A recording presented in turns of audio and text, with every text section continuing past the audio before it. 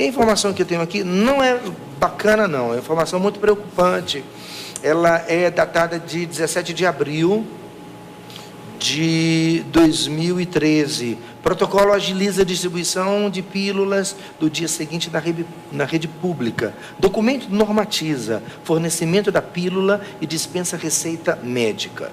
Um protocolo lançado pelo Ministério da Saúde pretende tornar mais ágil a distribuição de pílulas do dia seguinte para pacientes da rede pública. O medicamento, que já era distribuído gratuitamente, agora poderá ser fornecido sem uma receita médica emitida previamente. E mais, eu tenho aqui informações sobre a distribuição da pílula do dia seguinte no Chile, que incluirá menores de 14 anos, e a Justiça nos Estados Unidos decide que a pílula do dia seguinte será vendida sem receitas. Essas informações eu vou colocá-las, porque eu tenho aqui muitos dados disso que eu estou lhe falando agora, inclusive sobre o funcionamento da pílula do dia seguinte. Eu vou colocar daqui a pouquinho, no finalzinho do programa, no seguinte endereço, facebook.com/RicardoSaCN. facebook.com/RicardoSaCN. Vamos dar seguimento, Leila? Qual é a pergunta agora, querida? Para a Bia, a pessoa não quer ser identificada. Fui profissional de saúde na rede SUS, a qual preconiza indicar todos os métodos anticoncepcionais, inclusive a pílula do dia seguinte, e realizei várias indicações desses métodos. Minhas perguntas: devo me confessar? Os profissionais podem recusar de seguir as normas implantadas pelo SUS sem serem prejudicados? Então, com relação à confissão,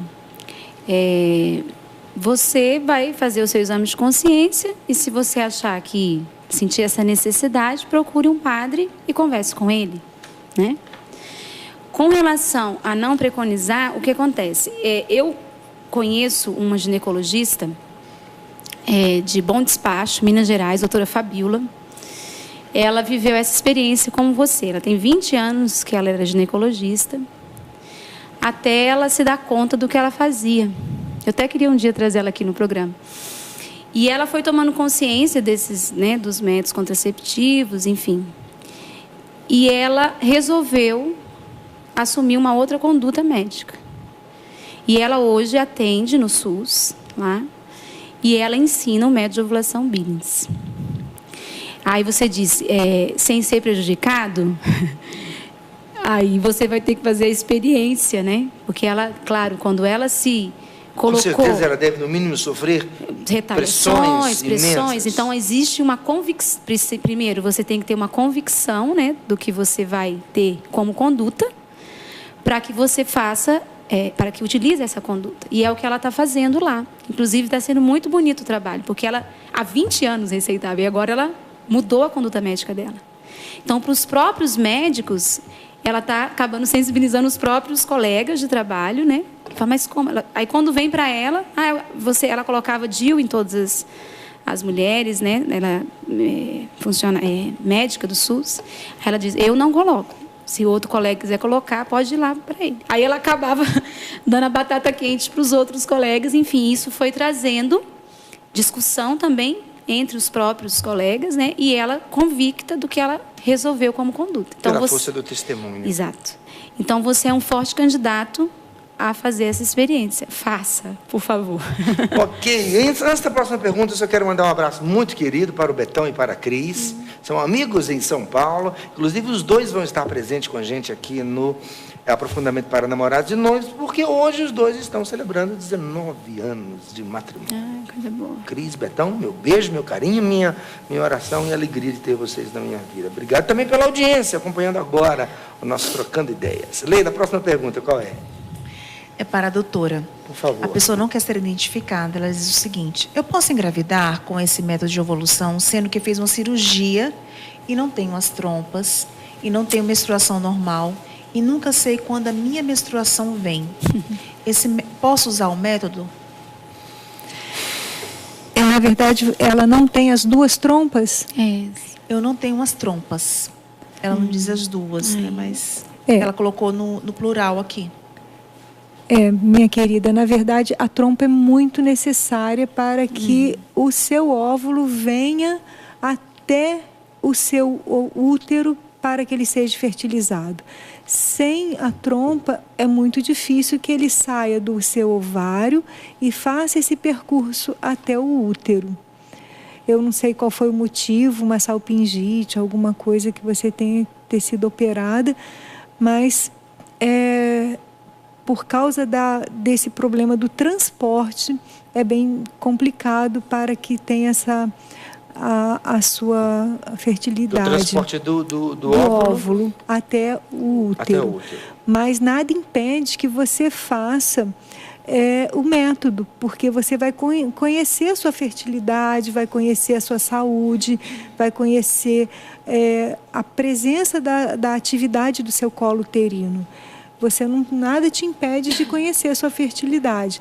Agora, a sua ovulação e a sua fertilidade nesse momento fica mais prejudicada, realmente. Obrigado. Próxima pergunta, por favor. A Simoneide Biela pergunta o seguinte: posso ter uma orientadora virtual? Pode. Que seria através do Skype. Do Skype. Hoje o Skype tem ajudado bastante, porque por causa das distâncias, né? E não tem um instrutor perto, né, da sua casa. Nós fazemos atendimentos por Skype, são muito frutuosos, porque o Skype você escuta e vê, né? Então é bem possível, sim. Possível, sim. Que ótimo. Algumas pessoas Próxima pergunta? Para Bia. Dobradinha, Bia. É só por causa da sua última resposta, uma das suas últimas respostas, a pessoa perguntou o seguinte, a Larissa,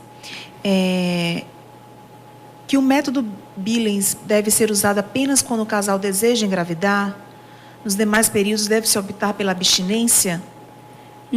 Ela entendeu isso. Ela queria que você explicasse. Seria isso? Como é que é? Entendeu? Ela entendeu que o método Billings deve ser usado apenas quando o casal deseja engravidar. Nos demais períodos deve-se optar pela abstinência. Seria isso? Não. O método de ovulação, vou repetir. O método de ovulação Billings é um método natural em que o casal lança mão desse método se eles, em comum acordo, o esposo e a esposa, veem que eles têm motivos graves para espaçar ou não uma gravidez. O que seriam esses motivos graves? Então, exemplos. Eu não vou dar exemplos desses motivos graves, porque o que pode ser um motivo grave para mim, pode não ser um motivo grave para você. Mas eu vou tentar te ajudar. Condições psicológicas, emocionais, condições... Problemas de ordem física, né, como eu dei algum exemplo, se eu engravidar, a mulher pode morrer, ela tem, né, o médico diz, olha, se uma outra gravidez, você, né, pode virar óbito, entendeu? Condições físicas, psicológicas, emocionais, espirituais. E aí, eu costumo dizer que a paternidade, maternidade responsável é um jogo de xadrez. Porque é algo da consciência. Porque o casal fica num jogo de xadrez. Ele tem, de um lado, a generosidade, ou seja, de estar aberto à vida em cada ato conjugal, que é o que a igreja ensina, todo ato conjugal aberto à vida. E do outro lado, ele tem algo que todos nós temos, que é o egoísmo. E ele fica aqui nesse meio. Então, ele tem que ver se esse motivo grave pende, ora para a generosidade, ora para o egoísmo. Entendeu? E aí ele vai ter que... E por isso que é um método de conversão, assim. Se a gente for para o espiritual, ele vai nos convertendo a cada dia. Porque aí esse motivo grave, eu estou tendo esse motivo, mas qual é a causa desse motivo, o porquê desse motivo grave? São os nossos egoísmos, né? O nosso individualismo. Ai, não, é a nossa responsabilidade. Eu imagino que a presença de uma instrutora, de um instrutor nesse momento é muito importante para ajudar o casal a fazer esse discernimento, porque, de fato, é um discernimento, ele é difícil de ser feito. Difícil, e tem que ser feito com muito carinho e muito cuidado, né? Para não ter um peso nas costas das pessoas, né? Desnecessário. Porque se você tem um motivo grave, e no documento diz isso até, você pode espaçar o nascimento por algum tempo ou por tempo indeterminado. Acabou paz no seu coração. Entende? Só que é um jogo de xadrez. Não é fácil. Não é fácil para o casal. Por isso que a formação dos noivos, dos namorados, a preparação para o sacramento do matrimônio é muito importante. Porque se não houver essa preparação, como que, entendeu? Vai viver, né, esse discernimento da paternidade, maternidade responsável. Porque é o que o sacramento do matrimônio espera de nós. Então você vai ficar nesse jogo aqui. Eu estou sendo egoísta ou sendo generosa? Eu estou sendo irresponsável ou estou sendo responsável? E essa resposta vai vir de vocês dois, do casal. Entendeu? Então, é algo que nos converte a cada dia, que faz a gente refletir sobre a vida, sobre a transmissão da vida que todo casal é chamado a viver no sacramento do matrimônio. Ok, alguns dados importantes para você. A lembrança do endereço do Semplafam, é o semplafam.org.br. Esse é o órgão aqui no Brasil que pode indicar para você cursos de instrução para o método Billings. E é importantíssimo que você conheça. Eu não sei se a Leila já abriu o site, se a gente puder mostrar, Priscila. Está dando probleminha aí? Isso, está aí o site do Semplafam.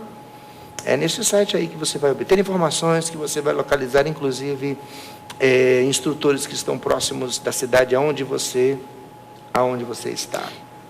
Pois não, Bia, você ia falar? Pode colocar o blog.cançãonova.com/famílias novas, porque lá também tem os nomes dos instrutores. Ok. Só uma outra opção. cançãonova.com/famílias novas. A gente vai ver daqui a pouquinho. Enquanto a Leila procura aí, deixa eu fazer um convite para você.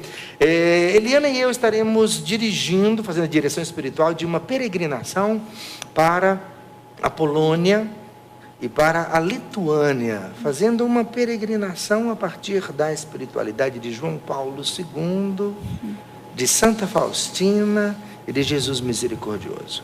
Nessa peregrinação nós vamos até a Lituânia, onde está o primeiro quadro que foi pintado a pedido de Santa Faustina, o quadro que foi visto, inclusive, por ela. Vamos lá para venerá-lo. Uma linda peregrinação, ela acontecerá do dia 1º ao dia 15 de outubro. É fruto de uma parceria da comunidade Canção Nova com a comunidade Obra de Maria. E nós estaremos, é claro, em Cracóvia. Vamos fazer um dia inteiro de retiro no santuário da Divina Misericórdia em Cracóvia, no novo santuário que foi inaugurado pelo beato João Paulo II.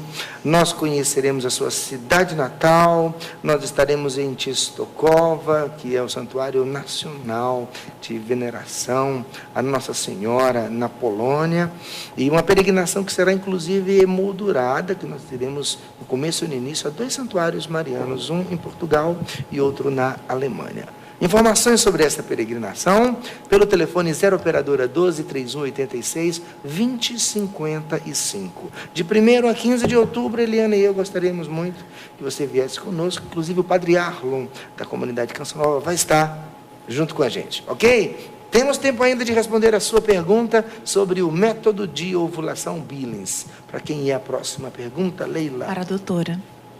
A pessoa não quer se identificar, ela diz o seguinte: tenho 36 anos, estou casada há 3 anos, tenho pequenos miomas, já fiz cirurgia para a retirada dos miomas, e meu marido tem deficiência na quantidade de espermas, em torno de 20%, de espermas saudáveis. Posso engravidar naturalmente ou somente por fertilização? Essa é a pergunta dela. Ela faz outra pergunta: e o que a igreja pensa da inseminação artificial? Obrigado, Leila. Ótima pergunta. Boa noite.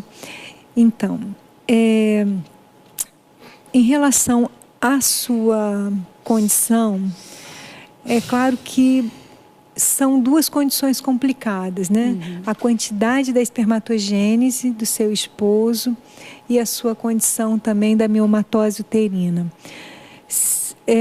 As 2 condições já são difíceis, porque se você tivesse só a miomatose, o seu marido só tivesse a diminuição da espermatogênese, mas são ambos com a dificuldade. Então, são as duas condições que aumentam a condição da infertilidade, entende? Então, normalmente, quando o casal procura o tratamento da infertilidade, é porque o casal tem, ambos, algum problema. Por isso que aumenta a condição da infertilidade, entende? Por isso que, assim... Concretamente, o que ela deve fazer, doutora? Ela já está fazendo, ela já está em procura disso, por isso ela já descobriu, por isso ele já buscou a fazer o espermograma, ela já descobriu que ela tem os miomas. De que forma o método de ovulação Billings pode ajudá-los? Então, talvez ela buscando o método de ovulação Billings, ela vai conhecer o dia correto da sua ovulação, buscando esse dia correto com essa espermatogênese, ela vai conseguir o exato dia da sua ovulação, e isso vai facilitar verdadeiramente o dia correto, porque a gente só ovula um dia.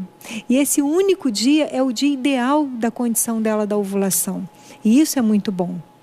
E se ela conseguir nesse dia, que é o melhor dia da sua ovulação, você tem maior chance para conseguir a sua gravidez. E isso é muito bom. Quanto à fertilização in vitro, realmente a igreja ela é absolutamente contra qualquer condição que seja fora do ato conjugal. É exatamente isso. E eu queria aproveitar para mandar um abraço para o meu pároco, Padre Newton, que deve estar nos assistindo a essa hora. Ok, que bom. Um abração também para o Padre Newton. Newton. Obrigado, Padre Newton, por sua audiência. Abençoe-nos, por favor. O assunto aqui é tão importante. Leila, por favor. Para a Bia retomar a questão da amamentação, muitas mulheres estão dizendo que engravidaram nesse período, são usuárias do método, e durante a amamentação engravidaram. A menstruação desregulou, elas não observaram direito. Então, para explicar um pouquinho melhor esse período de amamentação e o método. A Leila dá uma informação aí que eu não sei se de fato está contida na pergunta, que ela fala assim, elas não se observaram direito. Essas senhoras dizem isso? Algumas sim. Algumas sim. Não conseguiram observar direito a ovulação por causa da menstruação desregular. Então, a amamentação, como a gente explicou na outra pergunta, é o retorno dessa fertilidade, que a gente não sabe quando ela vai voltar. Se engravidou, é porque retornou a fertilidade, correto? Porque não tem como engravidar sem o retorno da fertilidade. E a eficácia do método, por isso que a gente falou, é o uso do gráfico, que a Clara até tem ali, que é um registro diário. Isso é de uma usuária nossa. No caso da amamentação, o protocolo da UOMB diz assim, você que está amamentando deve ser acompanhado pelo instrutor de 15 em 15 dias. Então, aqui no Padre Pio, no posto médico Padre Pio, os casos de amamentação, pós-pílula e pré-menopausa, nós fazemos esse atendimento quinzenal. Então, o casal retorna a cada 15 dias. Porque nós vamos monitorando esse retorno da fertilidade. Que é como vocês disseram, né?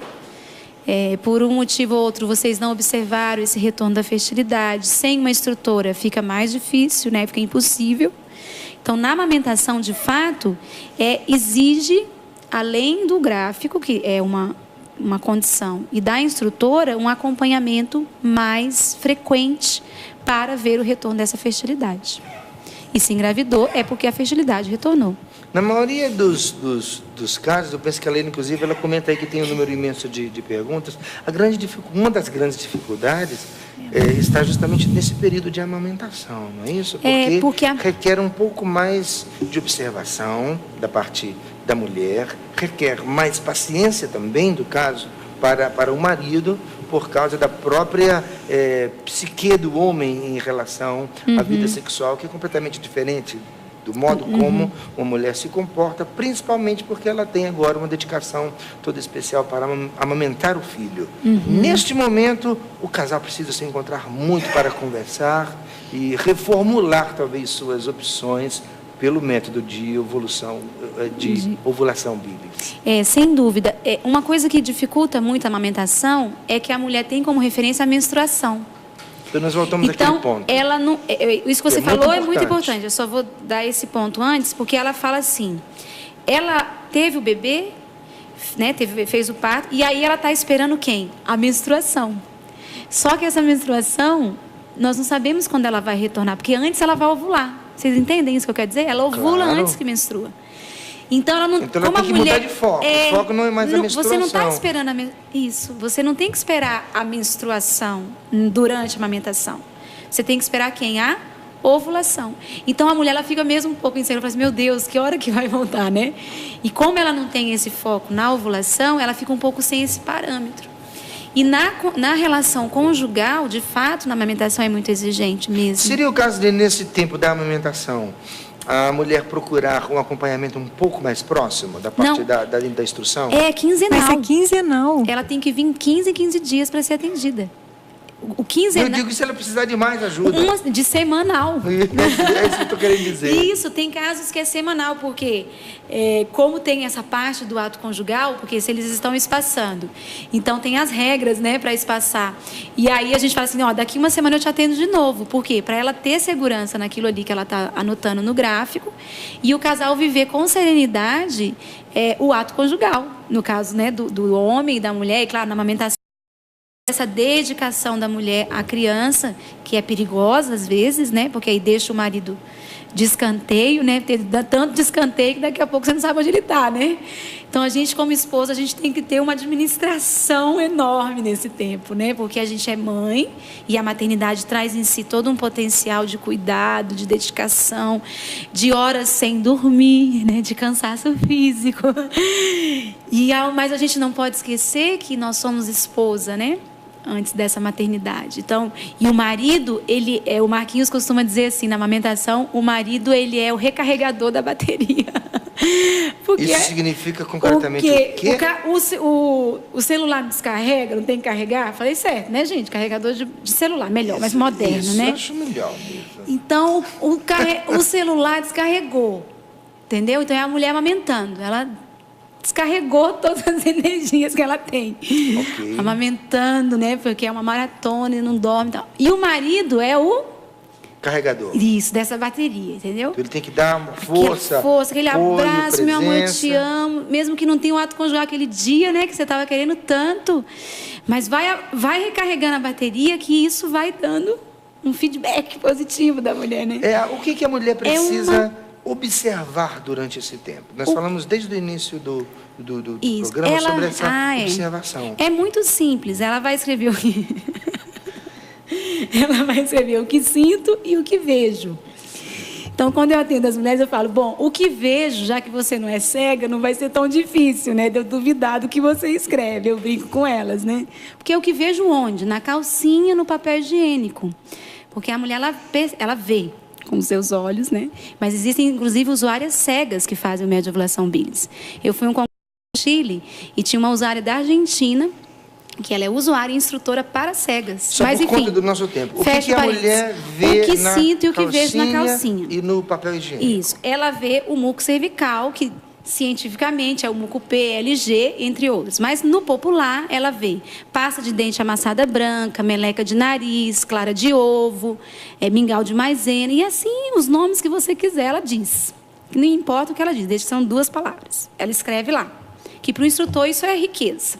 Para quem é instrutor. Para ela, está escrevendo aquilo ali. Tem que acabar? O que sinto Sim. é a sensação vulvar, na vulva. Importante dizer que o órgão externo feminino se chama? Vulva. Muito bem. Então, ali ela escreve a sensação na vulva. Então, qualquer mulher... Eu brinco também que uma mulher que não sabe o que sente na vulva não sabe mais nada no mundo, né? Porque é algo bem dentro dela, né? Então, ela vai acordar, viver suas atividades normais e à noite ela vai anotar. Não sinto nada, não senti nada. Às vezes ela tem uma sensação de molhada. A vulva fica molhada. Molhada como você molharia essa camisa. Aí as mulheres, inclusive, falam, mas eu não sei se eu estou molhada ou se eu estou escorregadia. Aí eu falo, minha filha, você faz bolo, não faz? Sabe quando você pega a manteiga e passa para fazer untar a forma? Isso é escorregadio. Ok? Ok. Ótimo. Então, quando você lava a roupa e molha a blusa na água, o que isso tem a ver com ovulação? Mas aí não dá para explicar aqui no programa. A ovulação, Você tem 30 segundos. o ciclo menstrual, ele tem 2 padrões, padrões de fertilidade e infertilidade. O conceito do padrão de infertilidade é um padrão que não muda, ou seja, a mulher fica igual todos os dias, seca, seca, seca, seca, úmida, úmida, úmida, molhada, molhada, molhada. O padrão de fertilidade, que indica a ovulação, é um padrão de mudança progressiva. Então, ela vai subindo. Mulher é tudo lindo, né? Até nisso ela é linda. Ela vai lentamente. É lindo, gente, porque isso mostra a nossa psicologia feminina. Então, a mulher lentamente ela vai mostrando os sinais que ela está ovulando no gráfico.